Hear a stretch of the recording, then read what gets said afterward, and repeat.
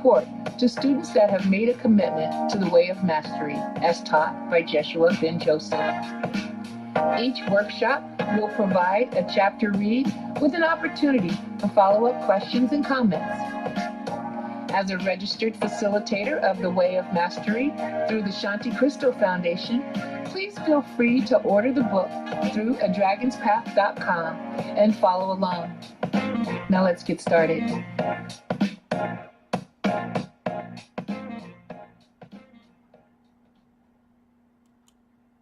Hello, my beautiful beings of light. Welcome to this week's Mystic Dragon Workshop. We are starting over now at Chapter 1 for all of those that are new to the Mystic Dragon Study Group and the Way of Mastery. I appreciate you coming on. We have gone through a lot of transition. Excuse my house. I am in the middle of a transition here as well. We're going to be doing some carpet work, some furniture, some fixing paintings and stuff like that. However, we are pretty excited about where we're going. So let's go ahead, without ado, get started on Lesson 1. Pull out your books, read along, or pull out the journals and start taking some notes.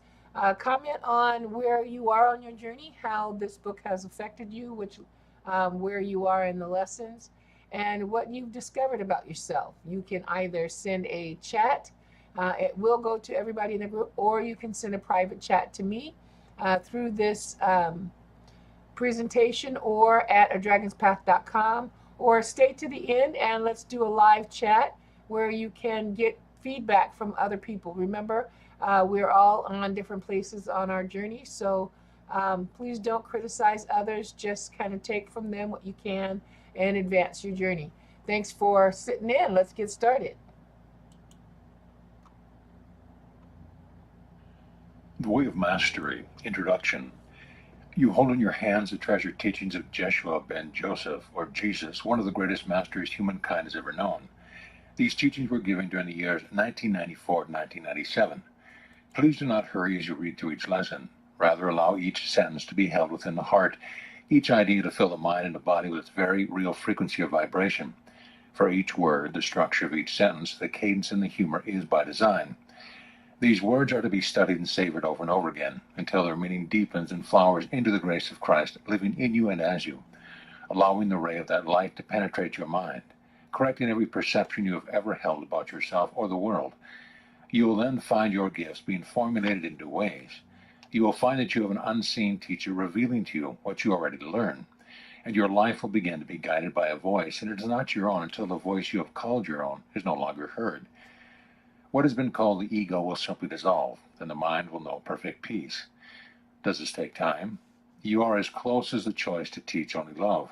The 35 lessons contained in this volume reveal the way taught to Jeshua himself, and now lovingly presented by him for you, so that the choice for love becomes your every thought, your every breath, your every action extended to a world as the awakened Christ. May you be transformed by the Way of Mastery in your unique process of remembering who you really are. I promise you this, if you become wholly committed to awakening from the dream you have dreamt since the stars first began to appear in the heavens, and if your one desire is to be only what God created, then lay at the altar of your heart with every breath everything you think you know, everything you think you need, and look lovingly upon every place that fear has made a home in your mind, and allow corrections to come. It will come. Regardless of how you experience it, it will come. And the day and the moment will arise, and all your pain, fear, and suffering will have vanished like the wind that pushes the foam of the wave away, revealing the clarity of the ocean beneath you. You will literally feel throughout your being that there never was a dream. Some memories might remain with you, and you will know that somewhere you must have dreamt a dream or had a thought of wondering what it would be like to be other than the way God created you. But it will be such a faint echo that it will leave no trace upon you. In your heart you will smile gently regardless of the circumstance in which you find yourself. There will be peace from the crown of the head to the tips of your toes, and that peace will walk before you wherever you go. It will enter a room before you enter it with your body, and those who are becoming sensitive will wonder who has come into the place. And some will even say, "Behold, I believe Christ has come for dinner." And you will be that one, for that is who you are, Christ eternal. Jeshua.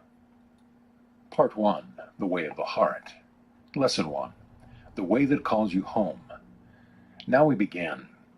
Beloved friends, I come forth to abide with you where you believe yourself to be. I come not for myself, but for you. I come not to teach you, but to love you until you choose from the depth within your own being to set aside every illusion you've ever given credence to, and to remember the truth which alone is true. For indeed, in that hour, there is a transcendence of all that knows limitation.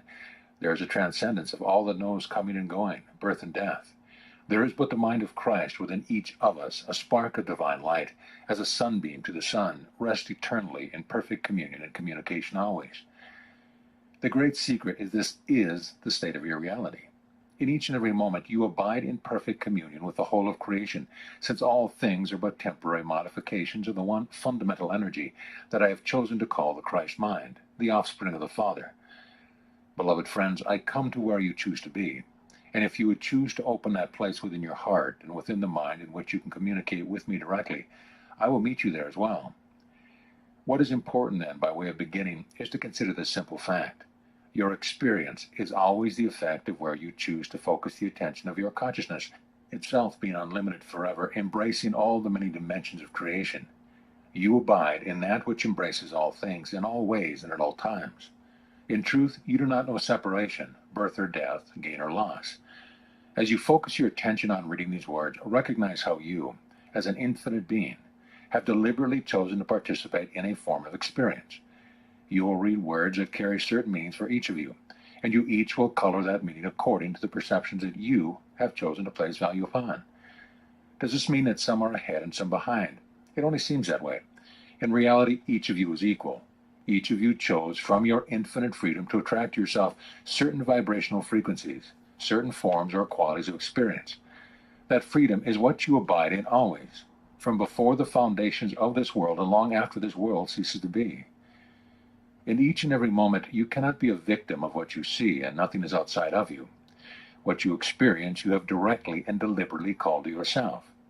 If you hold the thought, I do not like what I have called to myself, that is perfectly fine. For you have called to yourself to experience of being in judgment of yourself. Merely look with the wonder of a child and see what it feels like and ask yourself, is this an energy I wish to continue in, or would I choose something else? For ultimately, when all possible choices within the dream of separation have been made, have been tasted, have been felt, and have been fully known, finally there emerges the still, quiet voice of spirit that speaks to the soul, whispering of the one truth, the one reality, the one love, the one peace, and the one bliss that is continual. Then the soul begins to turn from the things of this created world. It begins to withdraw its attention from its attachments to all the things it is called to itself. It begins to transcend its sense of identification with the vibrational frequencies that it only meant to play with, and then took seriously. It is seriousness within the mind that is the creation of ego. And it is great seriousness that holds the vibrations of what you no longer choose to experience within the field of your being, within the field of your soul. As you, as the soul, the individual divine spark, begin to choose to withdraw the attention and the value you've placed upon all things, as you learn to simplify the nature of your own consciousness, as you realize that you can surrender into something that seems beyond you, and that you can entertain the insane thought of trusting the invisible, you come more and more to be less and less. As you become less and less of what you thought you were, conversely, you become more and more of what your Father created you to be, the thought of perfect love and form, a channel, a simple vehicle through which the love of Spirit can shine forth. Your only task becomes the cleaning of your windows, the polishing of your floors, and the weeding of your garden so that the light can pour forth unimpeded. No longer will you find the need to defend perceptions you had identified within error. You will indeed know when you have come to that state of awakening. For you will be able to look upon all created things that you have ever experienced, all reactions you have ever held within your mind, all perceptions, all judgments, all desires that you have ever held for anyone or anything. And as they rise in your mind, they will not disturb your peace, and you will smile. You will see that within your consciousness have arisen all saintliness and all devilishness. You have been both saint and sinner, and your happiness and your unhappiness have been merely an effect of where you choose to place your attention. Indeed, beloved friends, I come forth to meet you wherever you are, because I have chosen to use the infinite power of consciousness given me of the Father, as equally as is given unto you, to discover how deep delight can be when the mind is focused only on seen form and seen only the mind of Christ. I have therefore called to myself all multitude of experience, even when I walked upon your beloved earth as a man, to challenge myself, to test myself, to condition myself to rise above, to transcend all possible experience that could distract me from the remembrance of who I am. By the way, my crucifixion was simply the climax of my own direct choice to be challenged by the events of space and time, so that I could cultivate within myself the ability to see from, and to see only, the perfect purity of the mind of Christ. The point I am trying to make with you is that in each and every moment, what you are experiencing in the realm of your emotions and mind, and the effects, to the latter degree, within the body are there because you, from your infinite freedom, have simply selected that experience to focus your attention on, so that you can see what the effects are. The insanity does not come from having chosen to see something other than the mind of Christ. The insanity that you experience as your pain, your suffering, your seeking, and your dramas come only from your mistaken choice to become identified with what arises in the field of your awareness. You therefore lose the sight of innocence, for all events are perfectly neutral, and you are free to see them any way you want. When a child is born, and many of you who are mothers know this, you can experience a depth of joy that is unspeakable. Likewise, you can also experience fear and contraction at the thought of having to be responsible for a child. When a loved one dies and you experience grief and suffering, rest assured it's because you have chosen to contract your attention. Then all you can see is the loss of an animated body, and thereby convince yourself that if you become separated from the loved one. I speak from experience that separation is an illusion. When death occurs in your plane, in that very moment, you still have the power to choose to recognize that something has changed, and to shift your attention to a different faculty that the body could never possibly contain. One in which you perceive and hear and communicate with that spark of divine light, the soul, that seems to have given up the idea of trying to keep a physical form animated. This is imperative. In fact, it is the very first step of the way of the heart. The first step in awakening. The first step in awakening is to allow into the mind this axiom of truth. Nothing that you experience is caused by anything outside of you. You experience only the effects of your own choice. During the first part of this course, we will be building lesson by lesson on what I am choosing to call the way of the heart. It is the way unknown to the world. It is a way unknown to many that would call themselves spiritual leaders. For it is not a way of resting on or becoming dependent on magical means. It is rather the pathway which cultivates within you the decision to turn your attention upon your own mind, upon your own behavior, upon what is true and real for you moment to moment. To study it, to consider it, to feel it, to breathe the light of spirit through it, and to constantly retrain the mind so that it assumes complete responsibility in each moment. Why is this necessary? Because without it, there can be no peace. Without it, you cannot transcend the false identification that you have chosen. You need to come to a point where you say to yourself, I have done this to myself. I did it. I must correct it.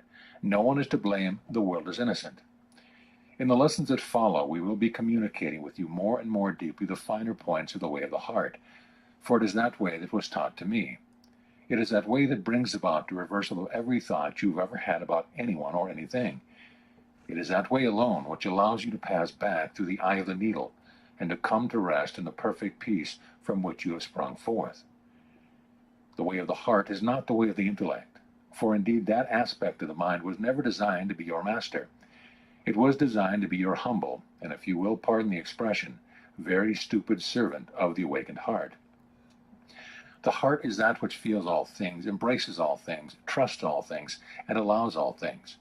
The heart is that in which the soul rests eternally. The heart is that which is beyond space and time, and is that spark of light in the mind of God, which is called Christ.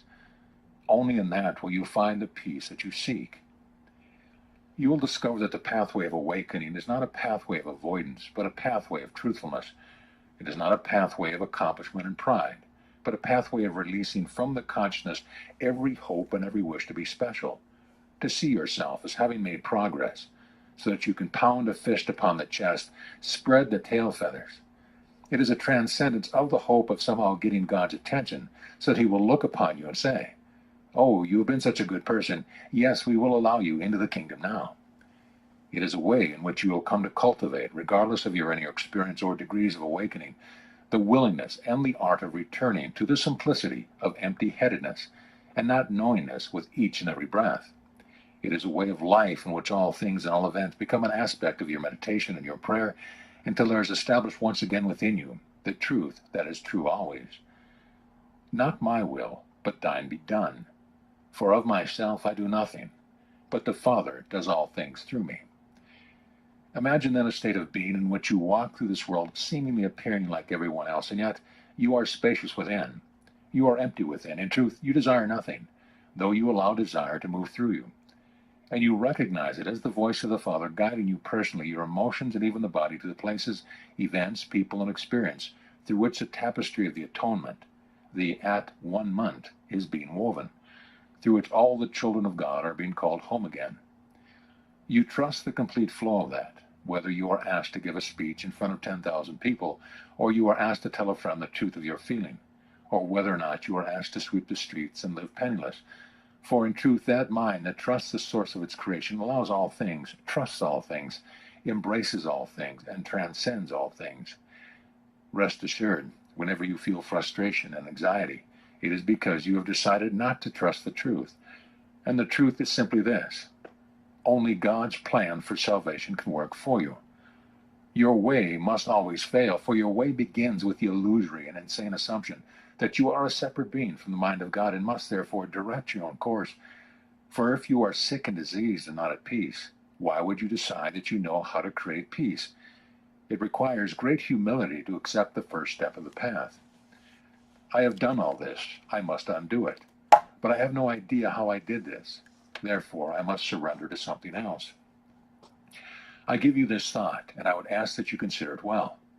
What if the very life you are living, and each and every experience that is coming to you now since the moment you decided, I have got to awaken here, was being directly sent to you of your Father, because your Father knows what is necessary to unravel within your consciousness to allow you to awaken? What if the very things you are resisting are the very stepping stones to your homecoming?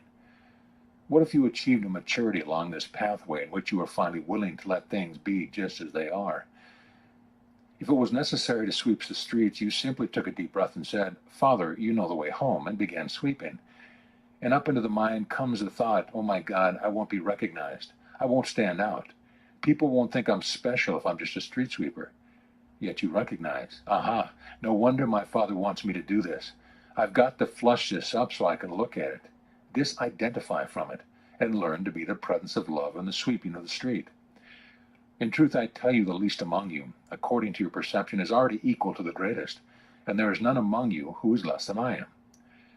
The way of the heart begins by accepting the humility that you have created quite a mess within your consciousness. You have created a labyrinth and gotten lost within it, and you do not know the way back. It begins by accepting that of yourself you can do nothing. For all you have managed to achieve is the creation of a whole lot of insane dramas that are occurring nowhere except within the field of your mind. They are like chimeras, like dreams. In truth, there is no difference between a waking state, in which you would be the director of your life, and the dreams you have when your body sleeps at night. They are both the same. I wish to direct you to peace, even that peace which forever transcends the understanding and comprehension of the world. I desire, because my Father desires it through me, to bring you wholly to where I am, that you might discover there is someone that got there ahead of you. And when you look closely, you will say, ah, it is myself. I have always been there, but I forgot. In the end of all journeying, in the end of all purification, and indeed purification is still necessary, you will discover that to awaken means to have journeyed nowhere. It means to have arrived at a goal that was never changed. Awakening is only remembrance, but it is a remembrance not just of the intellect. It is not an idea as you would understand ideas. It is an idea that vibrates through the whole field of your beingness, so that even the cells of the body, while yet the body remains coalesced together in its present form, awaken and relax into the truth that is true always. If you were a gardener, would you not cultivate the art of weeding your garden? Would you not look to see that the soil is just the correct dampness? Would you not keep your eye on the clouds and the horizon in the heat of the day? Would you not cover the delicate plants that need protection while they grow strong? And if those that would come would not respect your garden, would you not ask them to leave, or build a temporary fence until the garden is strong enough, until it bursts forth with enough fruit so that you can give to even those who do not respect it? And be ye therefore a wise gardener. Cultivate a deep love and respect for yourself, for you are not here to fix the world. You are not here to fix your brother or sister. It is only love that heals, and until you have loved yourself wholly by having purified the mind of every erroneous thought you have ever held, until you have loved yourself, you do not in truth love anyone or anything. Save in those brief moments when you let your guard down and the love of God shines forth through you so quickly you do not even know what happened. The wise gardener cultivates a state of consciousness in which the love of God is unimpeded. Beloved friends, those of you that have elected to answer a call to participate in this pathway with its family, if you would make your commitment to trust in your Creator for having set before you a pathway that can lead you home, you will indeed arrive at home. But commitment means that you do not get to leave the room when the shouting begins. The shouting we are speaking of is the shouting within your own mind, within your own body, within your own emotions. It means that you will stay with these things by being honest about them and loving yourself for having the power to even create such insane perceptions of yourself and the world around you. The way of the heart is the final pathway that any soul can enter. There are many stages of awakening. There are many pathways that can be followed. But ultimately, all roads lead to Rome, as they say. Eventually, each soul must find its way into the way of the heart. Each soul must come back to the truth that it is time to take responsibility, to learn to cultivate the ability to look upon the deep and vicious blackness of what I have called ego, which is nothing more than the cesspool of denial. It is that which lacks light. Begin to bring light back to you by simply observing your own mind, your own behavior, and your own reactions with a sense of wonder, with a sense of innocence, and with a sense of childlikeness. For it is not written that you must again become like a little child to enter the kingdom. The little child simply marvels at all they see and says, "Well, how about that?" Can you imagine looking upon the deepest, darkest parts of your own shadow, your own denials, and be able to say, "Oh, how about that?" Remember that everything is neutral, and all that arises within your consciousness has no effect upon the truth of your reality. The way of the heart is a way of cultivating the decision to become identified with the light that can shine away all darkness, not by fighting with it, but by recognizing it, embracing it as your own creation and choosing again. The way of the heart is the way that I teach, and now we begin a focused, in-depth study together, that this way might become established within your holy mind. The way of the heart calls you home. Remember that the truth is true always. Is it not time, beloved friends, to truly step into ownership of your own reality? The way of the heart does not know the word avoidance. It does not know deception, manipulation, or control. It does not know blame, although it watches these things arise as echoes of old patterns now outgrown. It learns to see them, to recognize them, like you might recognize certain kinds of clouds that pass through the sky, and then learns to turn the attention of the mind that a new choice might be made. The way of the heart is the way that calls you home, and the call comes from the deep part of your soul that is still like unto the Spirit, which abides as Christ in the holy mind of God. Trust, then, that you are as a sunbeam to the sun. Trust not the perception you have cultivated in error. You are not alone on the way that you journey, and you journey not apart from your brothers and sisters. This family cannot know separation. For once the call to awaken through this lineage has been acknowledged, though some bodies may not communicate in space and time, rest assured, communication remains, and there is no way to avoid it. We begin now, the way of the heart. It is time to step into the willingness to don the mantle of one committed to heeding every obstacle to the presence of love that may yet remain secretly hidden in the depth of that part of your mind that would struggle to be separate from God, and to remember that you are truly the light that can come to shine lovingly upon every aspect of darkness you have known. Along the pathway of this course, you are going to learn how to shake hands with the devil and to do a little jig with him and recognize his face to be your own. When you can dance with the darkness that you have created, that darkness is transformed into an angel, and light abides with light. We will be giving you certain meditations and certain energetic practices to help cultivate within you a quality of feeling that will allow you to recognize energies that do not serve you. These will be given in a way that transcends what your mind may choose to think of them, so that you can learn more and lead with the body, to lead with your feeling nature, not your intellect. Your intellect does not know anything except the trivialities that you have shoved into it, like garbage into a garbage can. The intellect can never bring the healing of the heart that is the atonement.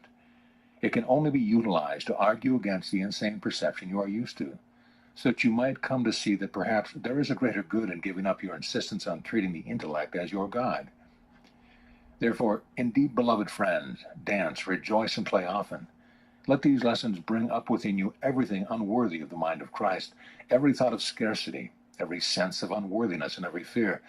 Let them come up, look at them, embrace them, and transmute them through your own love of self and through your honesty. Accept where you are and do not pretend to be otherwise, for the wisest are always the humblest. Be you therefore, beloved friends, at peace in all things, for we in what you would call a disembodied state, who are electing to participate with those of you who are asking to be helped through this pathway, delight in joining with you. We delight in loving you. We delight in waiting on you to welcome yourself home. I would ask that you close your eyes for a moment. Take a deep breath into the body and let it go. As the breath leaves the body, hold the thought that there is nothing worth holding on to any longer that keeps your peace and happiness at arm's length. Become committed, fully committed, to the experience of happiness, even as you have been fully committed to unhappiness, limitation, and lack. Give your Creator full permission to sweep the basement clean. There really is not anything down there worth defending or protecting. It will come to pass that you will know the perfect peace of empty-headedness, not knowingness. You will know what it means to be relieved of time and to be comforted by what is eternal. Never once let yourself think that you are alone. It is nonsense for you to think that I am not with you. You have asked, I have responded. We are in communication. That is the way it is, and that is the way it will be until the end of all illusion. Peace be unto you always. Amen.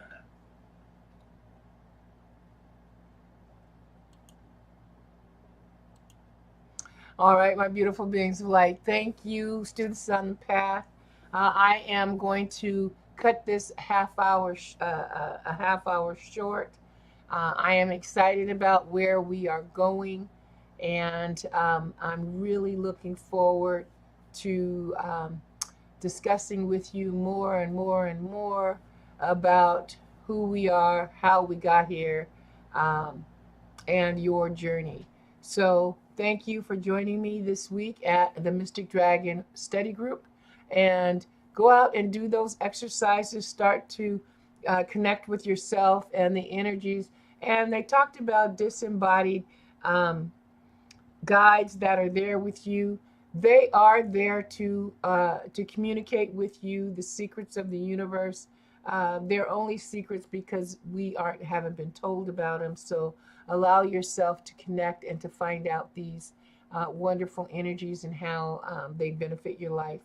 Until next week, study hard, be mindful of the energies that you're putting out, and we'll pick up again next week. Namaste. To each of you, and may mastery be your reward.